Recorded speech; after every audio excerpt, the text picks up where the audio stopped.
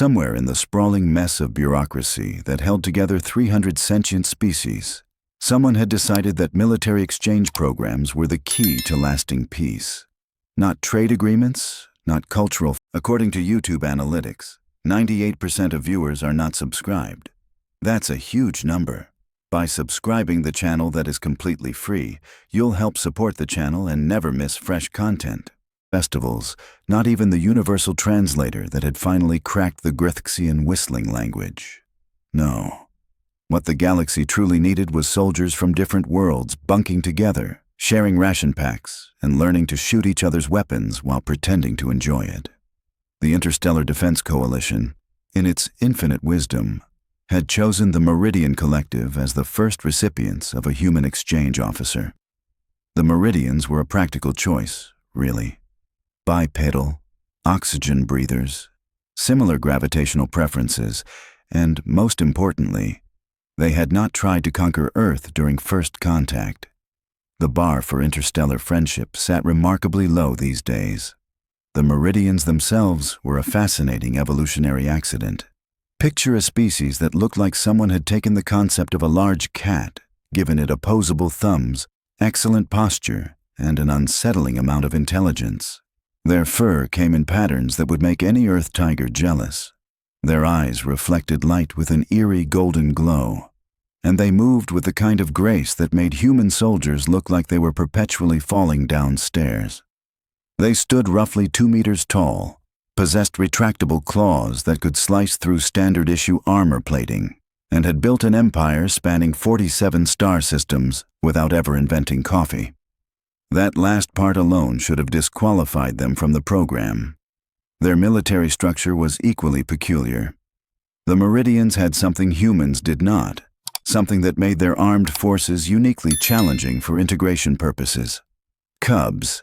Not metaphorical cubs, not cadets affectionately nicknamed, but actual juvenile Meridians who began military training at approximately 6 standard years of age.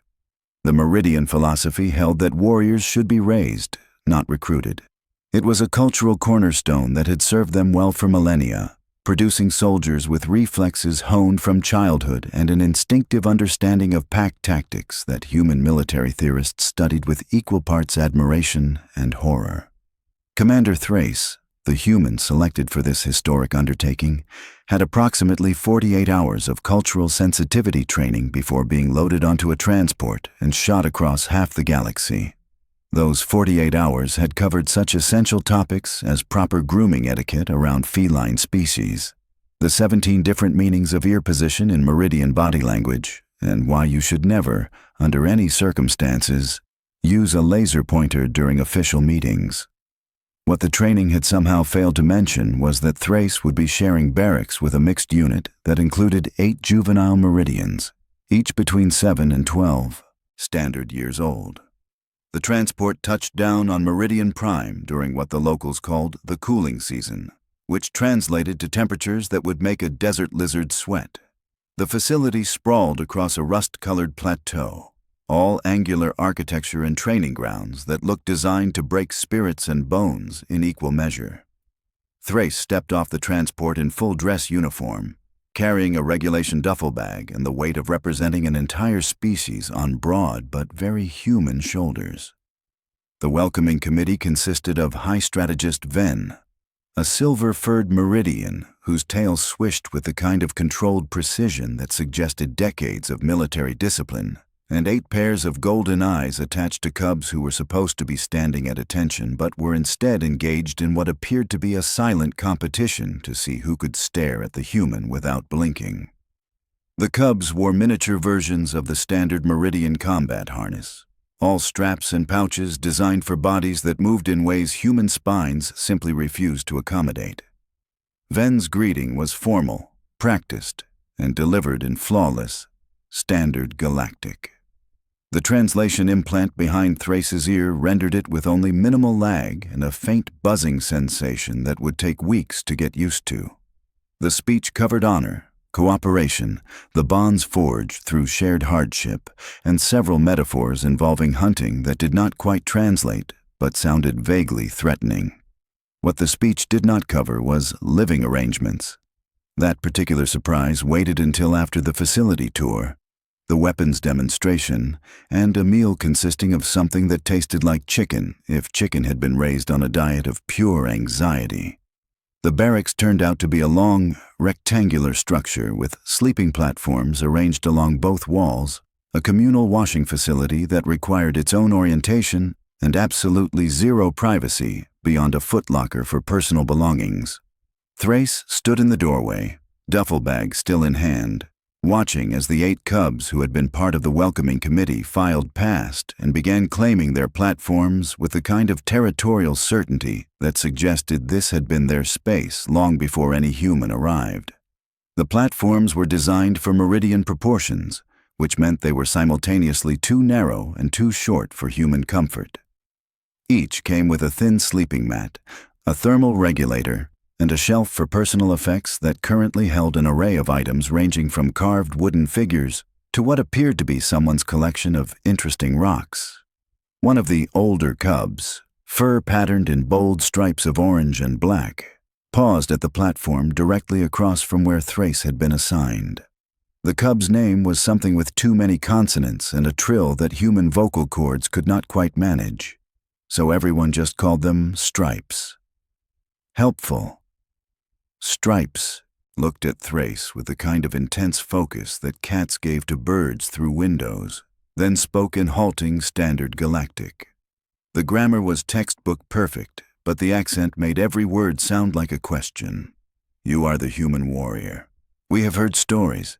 Is it true your species requires 8 hours of unconsciousness every rotation?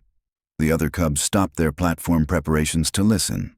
7 pairs of golden eyes fixed on Thrace with unnerving attention. Sleep, Thrace corrected gently, dropping the duffel onto the assigned platform with a thud that echoed through the barracks. We call it sleep. And yeah, about 8 hours, give or take. A smaller cub, barely tall enough to reach the upper shelf of their platform, chittered something in the Meridian native tongue. The translation implant caught most of it. Something about humans being fragile. Something about prey species. The other cubs made sounds that the implant unhelpfully labeled as amusement vocalizations. Meridians require only 4 hours, Stripes informed Thrace with what might have been pride or might have been pity. The ear positions could mean either. We are efficient. Lucky you, Thrace muttered, beginning to unpack. The duffel contained the essentials: spare uniforms, personal data pad, toiletries, a photograph that had been laminated to survive space travel, and a small bottle of something that was definitely against regulations but had survived 3 bag inspections through careful placement and creative packing.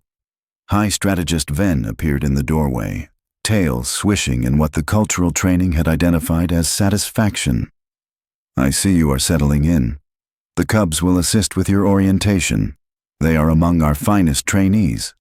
You will learn much from each other. The way Ven said it suggested there was an entire layer of meaning that the translator was missing. Possibly several layers. Maybe an entire semantic cake of implications that would only become clear through painful experience. I'm sure we will, Thrace replied, because what else could one say? Complaining on the first day seemed like poor form, even if the sleeping platform looked about as comfortable as a wooden plank and smelled faintly of whoever had used it before. Ven departed with a swish of tail and the kind of graceful exit that made human walking look even more awkward by comparison. The barracks fell into what might have been silence if not for the ambient sounds of a military facility at evening hours. Somewhere distant, someone was running drills. Closer by, equipment hummed with a particular frequency that suggested alien engineering and power sources that did not quite play nice with human inner ears. Thrace finished unpacking and sat on the platform, testing its support. It held. Barely. The thermal regulator attached to the wall offered settings ranging from Arctic to "Please stop, I'm already dead." There appeared to be no middle ground. The Meridians preferred cool, their homeworld having evolved them for temperature regulation that favored the lower end of the comfortable spectrum. Thrace made a mental note to requisition additional blankets and probably several layers of clothing. The cubs resumed their evening routine, which apparently involved a complex series of grooming activities, equipment maintenance, and social interactions that looked like play, but probably had deeper cultural significance. Stripes kept glancing at Thrace, curiosity evident in the forward tilt of their ears and the occasional twitch of whiskers. Night Cycle approached with the dimming of overhead lights to a soft amber glow that was probably perfect for meridian night vision and absolutely terrible for human eyes trying to navigate an unfamiliar space. The cubs settled onto their platforms with enviable ease, curling into positions that would put a yoga instructor to shame. Their breathing slowed, becoming almost imperceptible. Within 20 minutes, the barracks held 8 sleeping meridians and 1 very awake human lying on a too small platform, staring at an alien ceiling, wondering what exactly the next few months would bring. The answer, as it turned out, would involve significantly less sleep than regulation required and significantly more interdisciplinary chaos than any military exchange program had anticipated. But that revelation waited for tomorrow. Tonight, exhausted from travel and cultural shock, Thrace finally drifted off, unaware that human sleep came with features that would soon become legendary across the entire Meridian military complex. The trouble began at approximately 0200 hours, though nobody would remember the exact timing because everyone was too busy experiencing auditory trauma to check their chronometers. Thrace had fallen asleep around midnight after several hours of tossing on the inadequate platform and trying to find a position that did not result in immediate cramping. Exhaustion eventually won over comfort, as it always does, and consciousness faded into something resembling rest. What happened next would be documented in 3 separate incident reports, 2 medical evaluations, and 1 unofficial video recording that circulated through the Meridian military network for weeks before Command finally tracked it down and deleted it.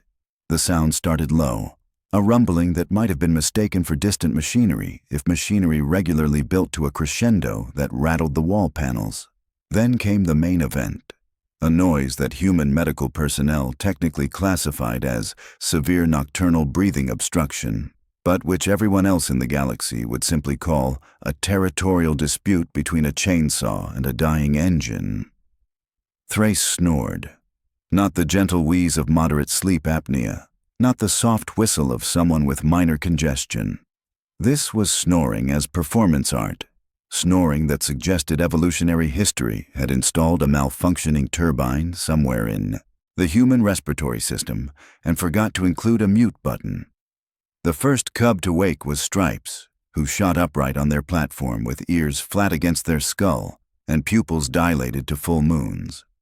The Meridian instinct in such situations was clear.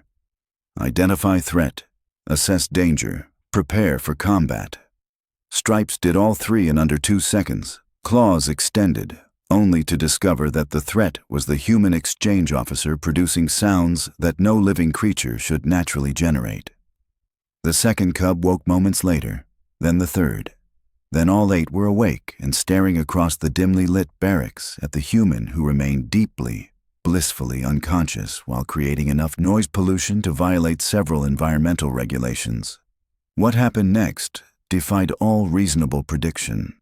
One of the younger cubs, a small thing with gray and white fur who went by Patches, tilted their head at the snoring human, ears swiveling forward with curiosity rather than alarm. Then Patches opened their mouth and produced a sound that was unmistakably an attempt to mimic the snore. It was terrible. It was adorable. It was the beginning of absolute chaos. Stripes stared at Patches. Patches stared back, then did it again, this time with more commitment and slightly better accuracy. The sound was higher pitched than Thrace's bass rumble, but the rhythm was unmistakable. Another cub giggled, which in Meridian translated to a chittering sound that the translation implant struggled to categorize. Then that cub tried their own imitation. Within 5 minutes, the barracks had transformed from a quiet military sleeping quarters into something that resembled a very confused orchestra, tuning up before a concert nobody wanted to attend. 8 juvenile meridians, each with slightly different vocal ranges and interpretations, were enthusiastically replicating human snoring while the human in question remained entirely unaware of the situation. The oldest cub, a serious individual named something unpronounceable who everyone called Boss, attempted to restore order by hissing for silence. This worked for approximately 6 seconds before Patches started up again, which set off 2 others, which caused Boss to give up on discipline and reluctantly admit that the sound was kind of funny if you thought about it from the right angle. The noise level increased. Cubs were now experimenting with variations, adding their own creative flourishes to the basic snore template. One managed to incorporate a whistle. Another discovered that adding a growl on the exhale created an interesting harmonic effect. They were having entirely too much fun, and the fact that this was completely inappropriate for military trainees at 200 hours only made it funnier. Stripes, displaying the leadership qualities that suggested future command potential, made an executive decision. If they could not stop the noise, they could at least try to wake the human who started it. Stripes hopped down from their platform and approached Thrace's sleeping form with the caution of someone approaching unexploded ordnance. The first attempt involved gently shaking a shoulder. Nothing. Thrace continued snoring, now with a slight whistle on the inhale that 3 cubs immediately tried to replicate. The second attempt involved shaking harder. Still nothing. Humans, it seemed, slept with the determination of someone who had learned to ignore distractions through years of military service. Stripes looked back at the other cubs, all of whom had stopped their own noise-making to watch this experiment with great interest. Boss suggested louder verbal attempts. Patches recommended cold water. The smallest cub, who barely spoke standard galactic, offered something that the translator rendered as, maybe poke it with a stick, which said concerning things about meridian problem-solving strategies. Before they could implement any of these solutions, footsteps approached from outside. Heavy footsteps, authority footsteps, the kind that suggested someone with rank insignia and a deep investment in quiet night hours.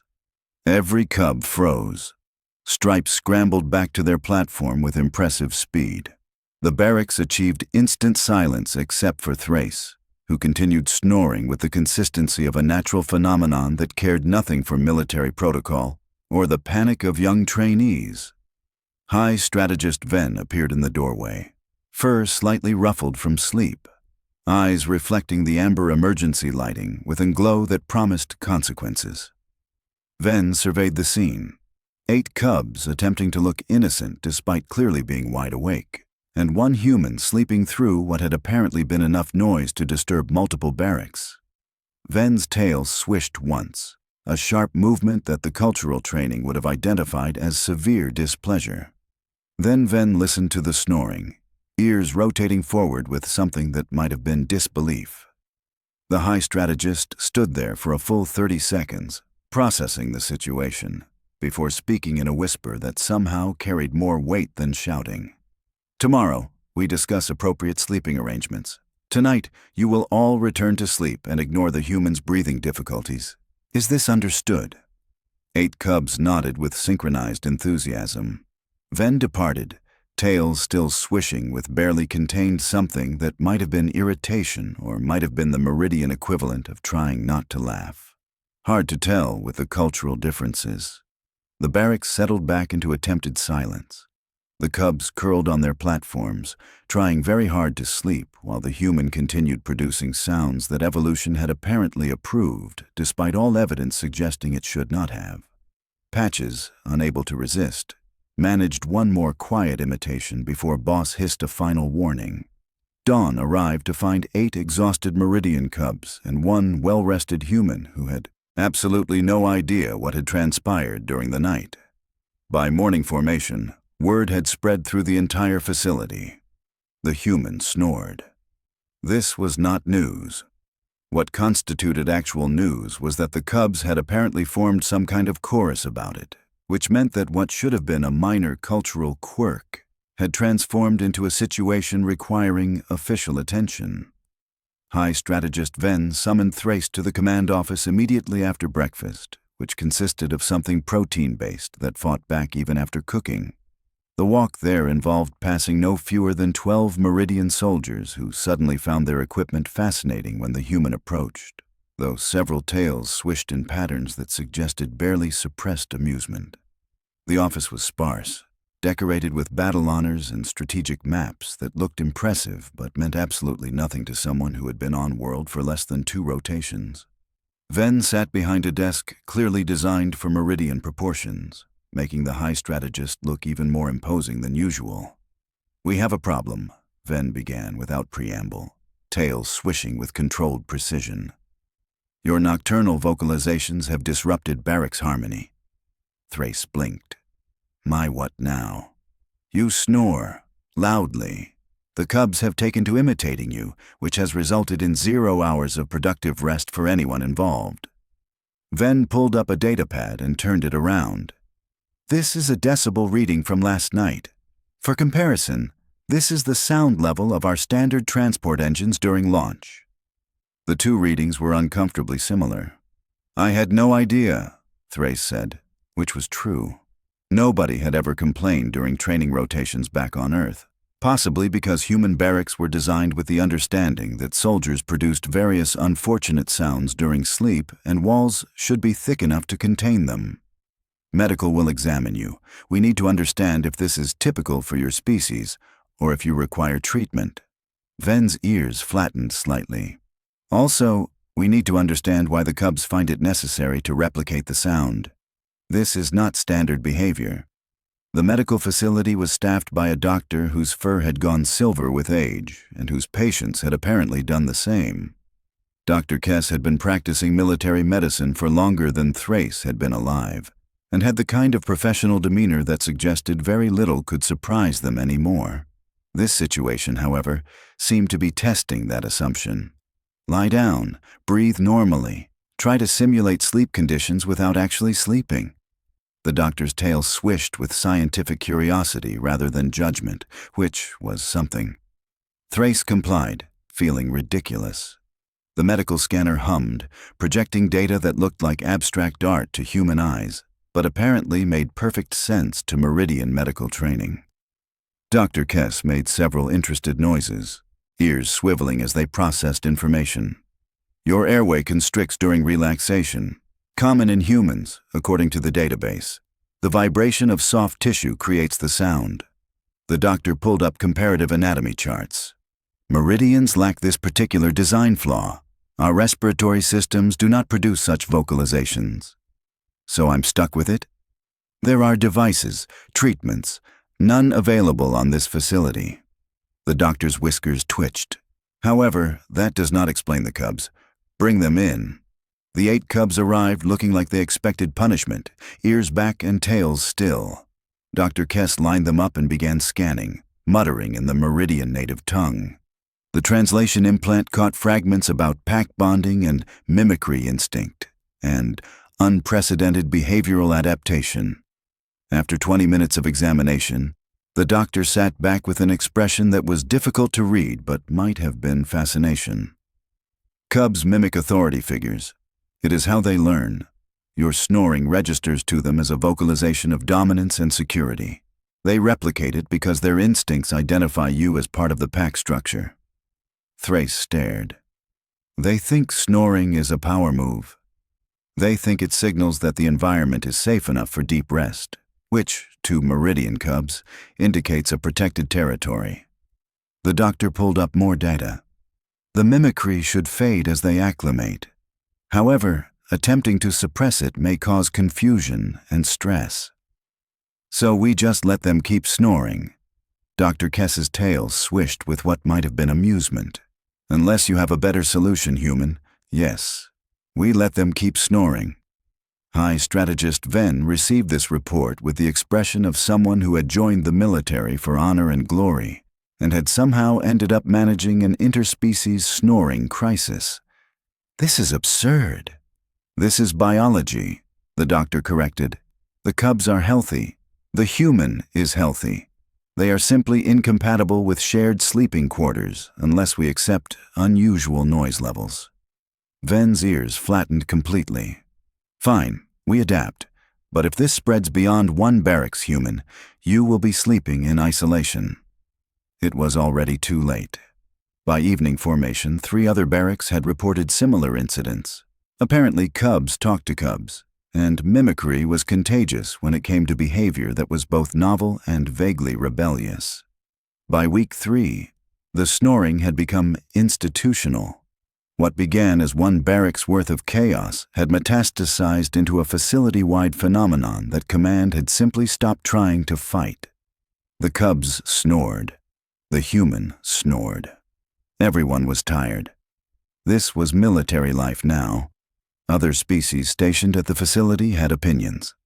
The Krell, who did not sleep so much as enter temporary standby mode, found the entire situation baffling.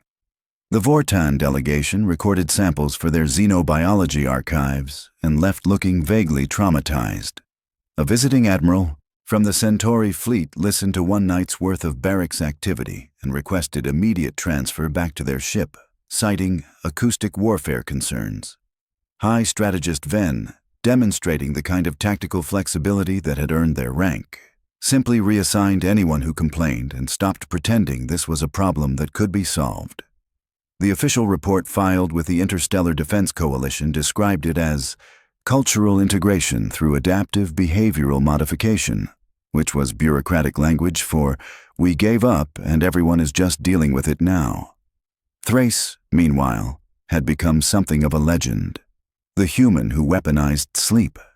The exchange officer whose greatest contribution to Meridian military culture was teaching an entire generation of cubs that snoring was an acceptable expression of pack solidarity. It was not the legacy anyone had planned, but it was the legacy they got. The cubs thrived. Somehow, despite the noise and the disrupted sleep schedules, their training scores improved. Dr. Kess theorized it had something to do with stress reduction and feeling secure in their environment. Command theorized it was spite. Either way, the barracks that housed the snoring human and their mimicking cubs outperformed every other unit in the facility across 3 consecutive evaluation cycles. 6 months into the exchange program, Thrace received a commendation for outstanding contributions to interspecies cooperation and unit cohesion. The ceremony was formal. The medal was real. High Strategist Venn presented it with a kind of expression that suggested internal screaming. "Your service here has been memorable," Venn said, which was diplomat speak for several other things that could not be said during an official ceremony. "The cubs have learned much from you." "They really have," Thrace agreed, keeping a straight face through sheer force of will. That night, the barracks fell into its familiar rhythm.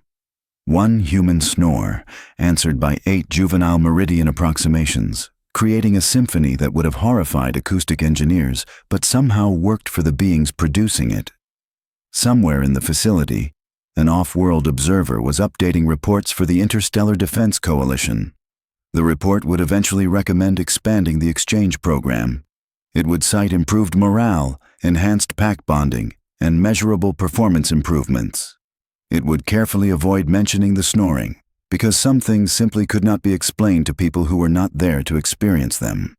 In the barracks, nobody was thinking about reports or legacy or the broader implications of interspecies military cooperation. They were just sleeping, loudly, together, which turned out to be enough.